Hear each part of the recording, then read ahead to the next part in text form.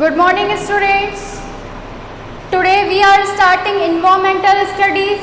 हम पढ़ रहे थे environmental studies के बारे में, जिसमें मैंने आपको प्रीवियस क्लासेस में भी बताया था environmental studies में हम क्या क्या पढ़ेंगे, किस तरीके से हम इसको डिटेल में जानेंगे।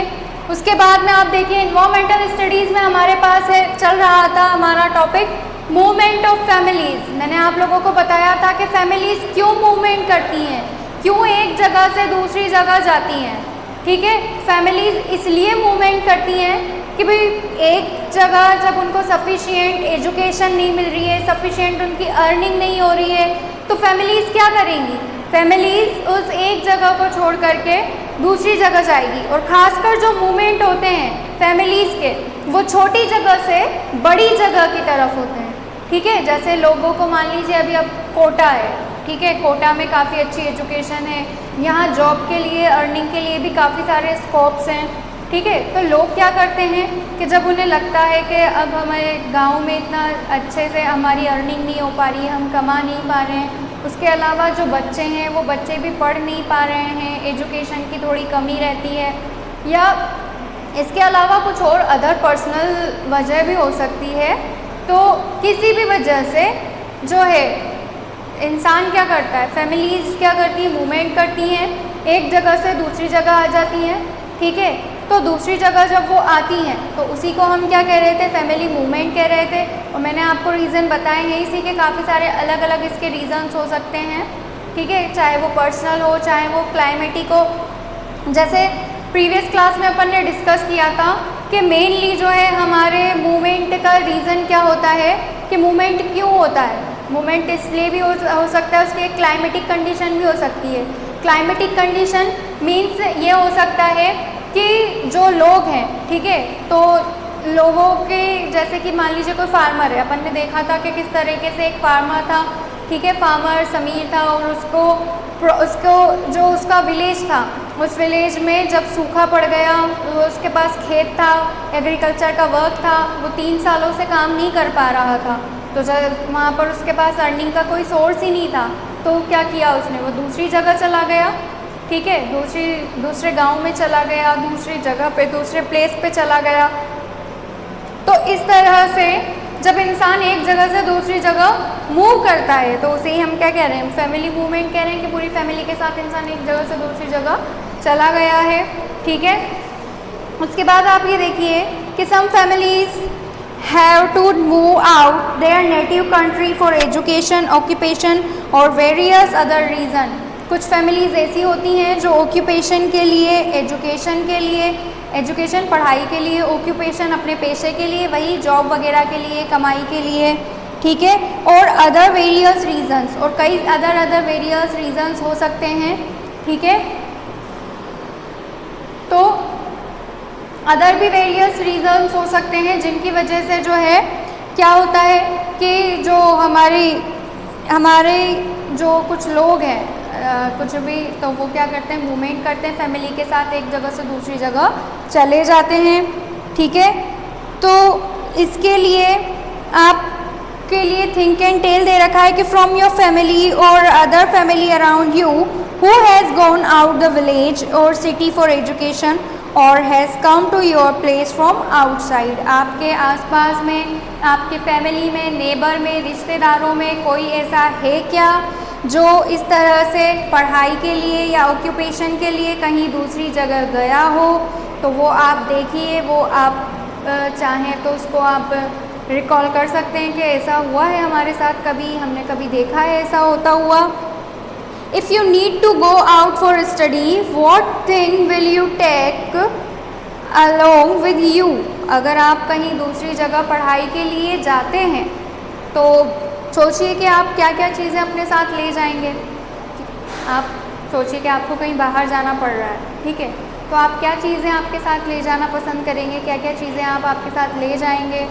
ठीक है, कौन कौन से ऐसे सामान हैं जो आपको रिक्वायर्ड रहेंगे, तो वो चीज़ें भी ये पूछ रहा है। कह रहा है कि if any one of your classmate is staying in a hostel, आपके साथ कोई आपका फ्रेंड है, पढ़ता है, वो घर में नहीं रह करके कहीं हॉस्टल में रह रहा है। ठीक है, तो collect information about him too, आप उसके बारे में भी चाहें तो इन्फॉर्मेशन कलेक्ट कर सकते हैं। भाई आप कहाँ से आए हो यहाँ पे पढ़ने के लिए, क्या स्टडी करने आए हो, आपके पेरेंट्स कौन है, वो क्या करते हैं, क्या वो आपके साथ यहाँ नहीं रहते हैं, क्या रीज़न्स हैं, ये सारी चीज़ें जो हैं वो आप इजीली पता कर सकते हैं, जान सकते हैं। ठीक है, उसके बाद देखिए आपके what are the works that hostlers have to do themself. आप ये भी देख सकते हैं, कंपेयर करिए। आप तो अपनी फैमिली में रहते हैं, अपने फैमिली मेम्बर्स के साथ रहते हैं, आपके पास आपकी मम्मी हैं, आपके पापा हैं, आपके भाई बहन भी होंगे, कुछ छोटे कुछ बड़े जैसे भी हैं।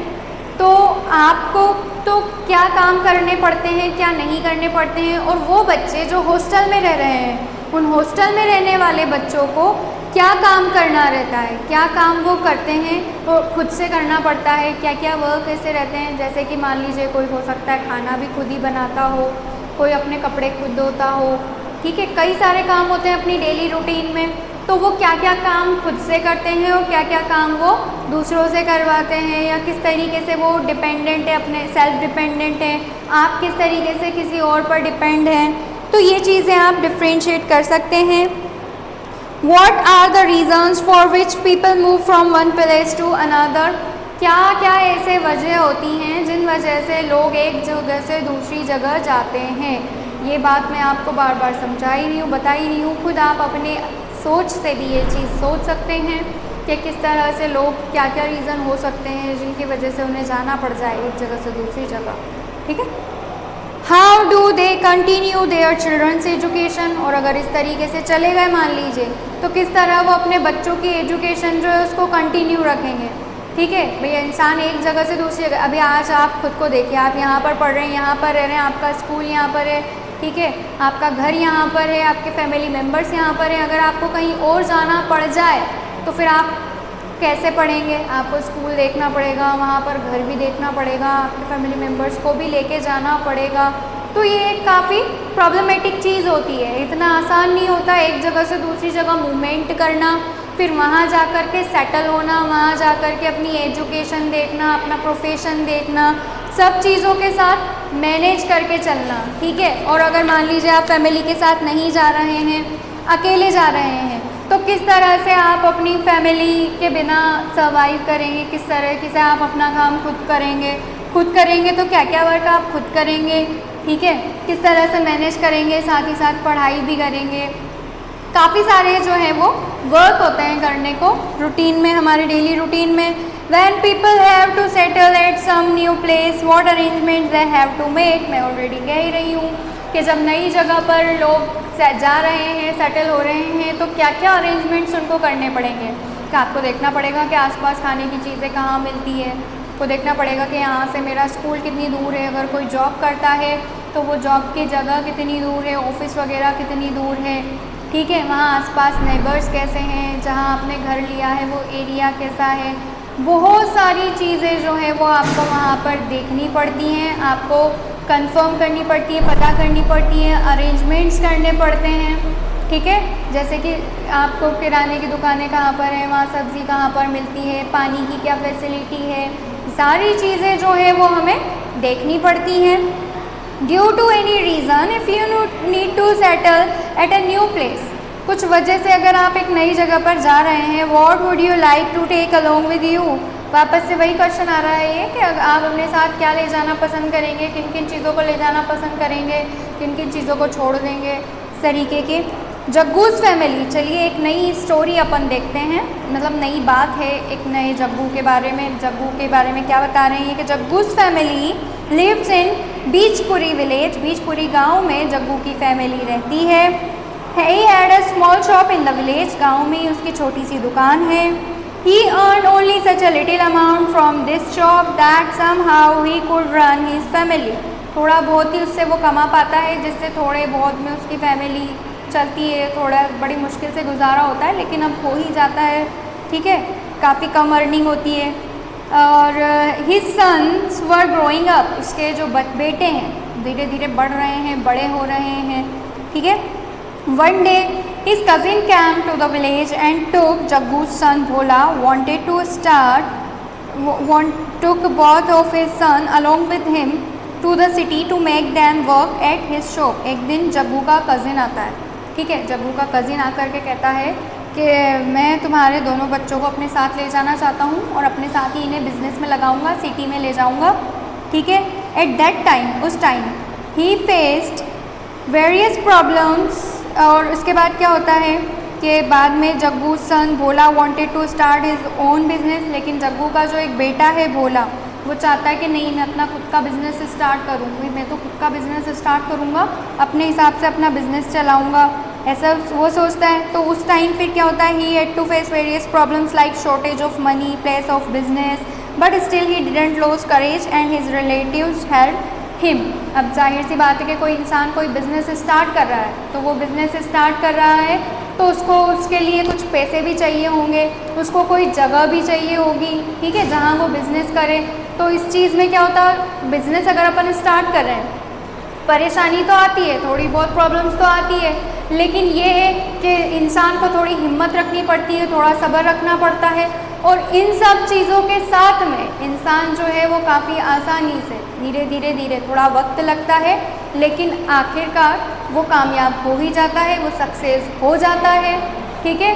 तो इसी तरह भोला के साथ भी हुआ। जब उसने एक नया बिज़नेस स्टार्ट किया तो उसको पैसों की दिक्कत आई, जगह की दिक्कत आई, काफ़ी सारी प्रॉब्लम्स जो है वो उसको फेस करनी पड़ी, लेकिन उसने हिम्मत नहीं हारी, उसने अपने आप में हिम्मत रखी, सब्र रखा और मेहनत करता चला गया, और इस तरीके से उसके रिलेटिव्स ने भी जो था उसकी मदद करी, ठीक है। दस his business started running well, और इस तरह से उसका जो बिज़नेस था वो धीरे धीरे काफ़ी अच्छा चलने लगा। He called his family here, उसने उसकी फैमिली को भी वहीं बुला लिया जहाँ उसका बिजनेस चलता था कि भाई आप लोग भी आ जाओ, अब तो मैं खुद भी सेट हो चुका हूँ। He made all arrangements for education of his younger brother and sister, और जाहिर सी बात है कि आप खुद सोचिए, अगर आपके कोई बड़े भाई हैं, वो अच्छे बन गए हैं, ठीक है, सेट हो चुके हैं, काफ़ी अच्छा उनका बिजनेस चल रहा है, तो क्या करेंगे, वो अपने छोटे भाई बहनों को भी अच्छा पढ़ाना चाहेंगे कि उनके जो छोटे भाई बहन हैं वो अच्छे से पढ़ें, अच्छे से लिखें, ठीक है, उन्हें किसी तरह की कोई दिक्कत ना आए। तो इसी तरीके से भोला ने भी किया, उसकी फैमिली को बुला लिया, उसके छोटे भाई बहनों को भी बुला लिया, उन लोगों के लिए काफ़ी अच्छे अरेंजमेंट्स रखे, ठीक है। उसके साथ साथ भोला ने उनको पढ़ाई के लिए भी काफ़ी सारी चीज़ें प्रोवाइड कराई, अच्छी एजुकेशन दिलानी चाहिए कि भाई ये अच्छे से अच्छे स्कूल में पढ़े, अच्छे से अच्छी इनको एजुकेशन मिले, ठीक है। इसके बाद देखिए आप, he made all the arrangements education for his younger brother and sister, now they are running their own business, अब वो खुद अपना बिजनेस चला रहे हैं, but still today they miss their family, paternal village, on special occasion they visit their village। ऐसा होता है, लोग आकर के सिटी में बस जाते हैं, ठीक है, यानी कि मूवमेंट कर लेते हैं, और उसके बाद में क्या करते हैं, वहाँ पर वो अच्छे सेट हो जाते हैं, बड़े हो जाते हैं, अगर उन्हें सक्सेस मिल जाती है तो, और फिर उसके बाद में लेकिन फिर भी अपने पुराने गांव की, अपने पुराने घर की याद तो सभी को आती है। उसी तरीके से भोला और उसकी फैमिली को भी उनके घर की, उनके विलेज की याद आती थी, लेकिन और फिर वो जब ओकेजनली, जैसे मान लीजिए कोई त्यौहार है, कोई ख़ास अवसर है, तो उस पर वो वहाँ जाया करते थे, वहीं जा कर के वो सब चीज़ें जो है वो सेलिब्रेट किया करते थे, ठीक है। तो इस तरीके से आप लोगों के साथ भी होता होगा, आपके कोई रिलेटिव होंगे या फिर नेबर्स होंगे, या फिर हो सकता है आपके खुद के साथ भी ऐसा होता हो, तो लोग अपने गांव में जाते हैं, गांव में जा कर के, वहाँ जा कर के वो देखते हैं कि किस तरह से हम यहाँ पर सेलिब्रेट करें, कम से कम खास मौके पर तो यहाँ जाएँ, हमेशा नहीं रह सकते, याद आती है गाँव की, ठीक है। इसके बाद है फाइंड एंड टेल, ये देखिए और अपने आप से पूछिए कि some people live in the same village और city continuously for several years, कुछ लोग ऐसे होते हैं जो कई सालों से एक ही सिटी में, एक ही गांव या फिर एक ही गांव में रहते हैं। Find out about the people who have been living for 10 और more than 10 years around your residence, आप चाहें तो पता कर सकते हैं कि 10 साल से ज़्यादा कौन एक ही जगह पर रह रहा है, गांव में रह रहा है या फिर सिटी में ही रह रहा है, बट एक ही जगह रहते हुए उसे 10 साल हो गए, कोई मूवमेंट वगैरह नहीं किए, कहीं इधर उधर नहीं गए, ठीक है। What is the difference in the homes of these families and families who frequently changes the places?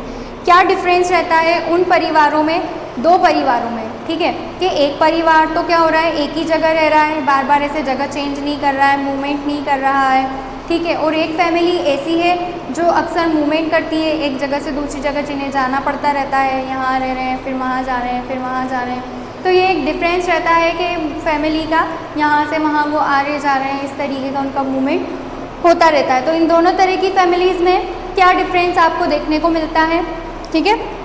During rainy season which family leave their home and go to their field for farming. और बारिश के time में आप ये देखिए कि कौन सी ऐसी फैमिली है जो अपना घर छोड़ करके किसान बन जाते, मतलब खेती वगैरह करने जाते हैं, जिनके खेत होंगे, जो खेती करते होंगे, वो बारिश के टाइम पे क्या करेंगे, उनका घर छोड़ करके खासकर वो खेती करते हैं, खेती पर ध्यान देते हैं, ठीक है। तो ये चीज़ जो है वो कुछ लोग करते हैं। What things, goods और items to they take along with them, क्या क्या चीज़ें वो अपने साथ लाते हैं, क्या क्या छोड़ आते हैं अपने नेटिव टाउन में ही, ठीक है। During that time how do their children attend school. और ऐसे टाइम में फिर उनके बच्चे स्कूल किस तरह अटेंड करते हैं, किस तरह उनके बच्चे स्कूल जाते हैं, किस तरह उनके बच्चे स्कूल में पढ़ते हैं। तो ये चीज़ भी आप लोग देखिए, पता कीजिए, ठीक है। Who brings their necessary things, और उनकी जो नेसेसरी थिंग्स हैं, जो उनके काम की चीज़ें हैं, वो कौन लाता है, कौन उनके लिए अवेलेबल करवाता है। तो ये चीज़ भी एक इम्पोर्टेंट है, ठीक है। इसके बाद एक और स्टोरी अपन देखते हैं लास्ट। देखिए स्टोरी है अपने पास वन न्यू थिंग कि Galiyakot is town in district Dungarpur district में गलीकोट एक नाम का एक टाउन है। Where the world's famous tomb of Mola Fakhruddin, Sheetala Mata Temple, Jain Temple, which are fine specimen and of extraordinary architecture of Somnath Temple are located. जहाँ पर क्या क्या है, मौला फ़खरुद्दीन की दरगाह है, ठीक है, उनका मतलब मकबरा बना हुआ है, शीतला माता जी का टेम्पल है, मंदिर है, जैन मंदिर हैं, विच आर जो कि फाइन आर्किटेक्चर के काफ़ी बेहतरीन उनमें कलाकारियाँ हुई हुई है, काफ़ी खूबसूरत वो देखने को लगते हैं। सोमनाथ टेम्पल भी यहीं इसी तरीके का जिस तरीके से लोकेटेड है। Due to construction of Kadana dam in the state of Gujarat में कदाना डैम के स्ट्रक्चर की कंस्ट्रक्शन की वजह से जो है this area came within the range of inundated area during rainy season it became flood prone। तो क्या होता है कि जब डैम बन गया है, ठीक है, डैम बना तो इस क्या होता है कि जब बारिश आती है, बहुत तेज़ बारिश आती है, तो ये ऐसी जगहें हैं जहाँ पर बाढ़ आने की संभावनाएं बढ़ जाती है। कुछ फ्लड प्रोन एरियाज़ होते हैं जहाँ बाढ़ अधिकतर हर साल आती ही है, बाढ़ आने के काफ़ी ज़्यादा चांसेस रहते हैं।